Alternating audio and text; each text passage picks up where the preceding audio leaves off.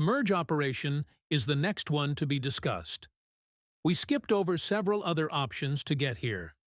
Those being skipped either involve topics yet to be covered, such as skin resize, move texture space, and scale texture space, or are topics we have already covered, such as mirror, snap, duplicate, and extrude. The merge tools are used to combine multiple vertices into a single vertex. We may want to do this to simplify areas of a mesh, to adjust its overall shape, close gaps, or merge islands. The Merge menu entry has a sub-menu which is used to decide how the selected vertices should be merged. Rather than take the time to select the Mesh main menu and then Merge, we can quickly produce the Merge sub-menu as a pop-up by pressing M.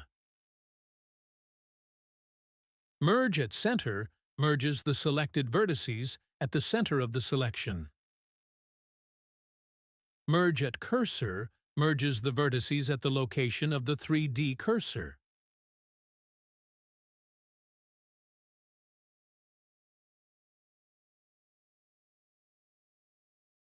If we merge vertices from two or more islands within an object, those islands will become a single island.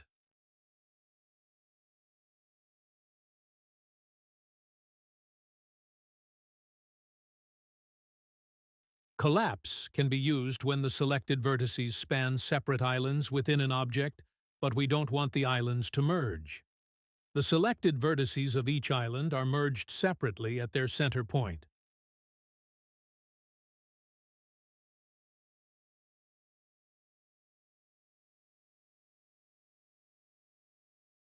Although we can be in vertex, edge, or face select mode for any of the previous options.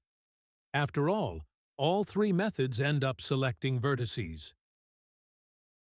We must be in vertex select mode for the next two options. Merge at first merges the vertices at the location of the vertex that was the first to be selected. Merge at last merges the vertices at the location of the vertex that was the last to be selected. All of the above have a very simple last op panel where we can change to a different merge method. By distance is the final merge option. When we select this option, the last op panel is more extensive.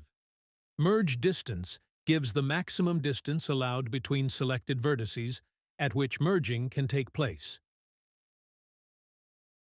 Unselected, when checked, allows the selected vertices to merge with unselected ones that are within the specified distance, although the result can be somewhat unpredictable. The Sharp Edges field can be ignored at this point. When we use the By Distance option, the status bar displays the number of vertices that are deleted by the operation.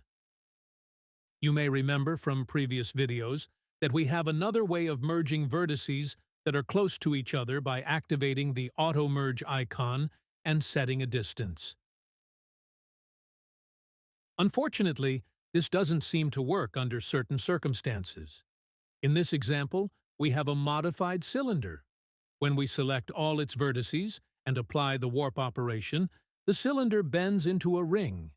But if we look at the number of vertices at the point where the two ends of the cylinder meet, there are 64 vertices here, whereas elsewhere there are only 32. So the vertices at the two ends have failed to merge.